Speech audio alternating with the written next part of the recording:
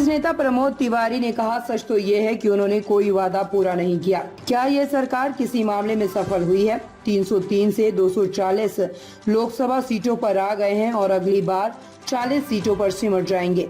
Bhajpa SC/ST act खत्म करना चाहती है और संविधान बदलना चाहती है। वे ऐसी चुनावी व्यवस्था बनाना चाहते हैं जहां गरीब अपना वोट ना डाल पाए। कांग्रेस और भारतीय जनता पार्टी गठबंधन संविधान में विश्वास रखते हैं और हम इसकी रक्षा करते हैं।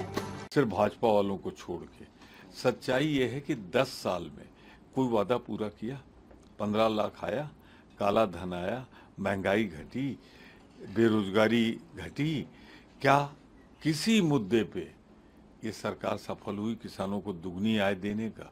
तो जब आप झूठ बोलोगे तो एक झूठ की इंतहा हो गई। 303 से आ गए हो 240 पे, अगली बार 40 पे पहुंच जाओ। SC/ST ने बड़ा रोल पड़ा, वोटर्स ने बड़ा रोल निभाया उत्तर प्रदेश में। अब जो है कन्नौज के में डॉक्टर अंबेडकर के नाम पे जो कॉलेज का नाम रखा गया, मेडिकल कॉलेज का नाम रखा जाना था, उसको लेके मुख्यमंत्री कह रहे हैं कि सपा की सरकार थी, इन लोगों ने नाम नहीं रखने दिया था।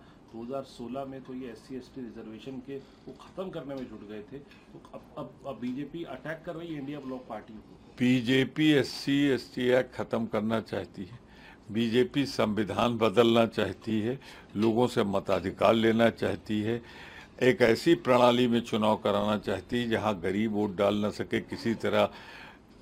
लोग कहते हैं, मैं नहीं जानता कि किस तरीके सोवियत रूस प्रणाली अपना लें, चीन की प्रणाली अपना ली। सब भाजपा का कराधारा और भाजपा सोचती है।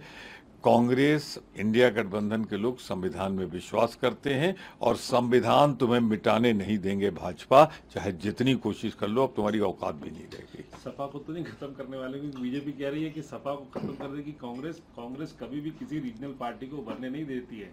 जब जिसके साथ जाती है उसे खत्म कर देती है। हमारी साथ रीजनल पार्टी है DMK, तुमको साफ कर दिया तमिलनाडु में।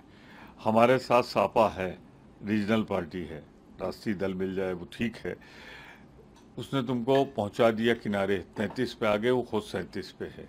पर जरा शिवसेना याद है, कभी हुआ करती थी, जिसने तुम्हें कदम रखने दिया महाराष्ट्र में, उसके साथ तुमने क्या किया? 2 टुकड़े कर दिए। NCP के 2 टुकड़े कर दिए। अकाली दल याद है, पंजाब बोला, क्या हस्त किया है आपने उनके साथ। अरे ये हमारे सुशांत बाबू बाल बाल बचे हैं, उनको खत्म करने पे भाजपा आमादा है। आप देख लीजिएगा, मेरी भविष्यवाणी सच होगी।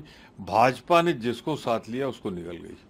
सर आखिरी सवाल, दिल्ली में आम आदमी पार्टी के जो मुख्यमंत्री हैं, दिल्ली के जेल में है, लेकिन राजनीति पूरे चरम पर है।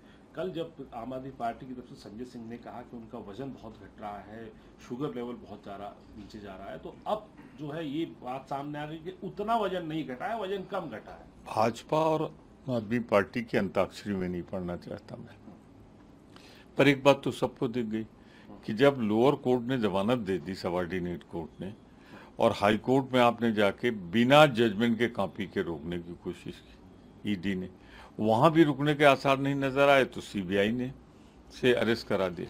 तो आप ये निर्वाचित मुख्यमंत्रियों के खिलाफ तो कर रहे हैं ना। झारखंड के मुख्यमंत्री हमारे, उनकी जमानत हुई तो क्या कहा हाई कोर्ट ने कि कोई केस ही नहीं बनता। तो ये भारतीय जनता पार्टी अपने अहंकार में डूब के जो दुरुपयोग कर रही है एजेंसियों का, इसकी कीमत बहुत महंगा देश चुका रहा है। मेरा आज भी कहना है, ये मेरे विचार हैं, पार्टी के नहीं, कि जब तक चार्जशीट न फाइल हो जाए तब तक मुख्यमंत्री, प्रधानमंत्री, मंत्रियों को नहीं गिरफ्तार करना चाहिए। झारखंड मुख्यमंत्री को आपने 3-4 महीने जेल में रखा और जब वो आए तो कह दिया कोई केस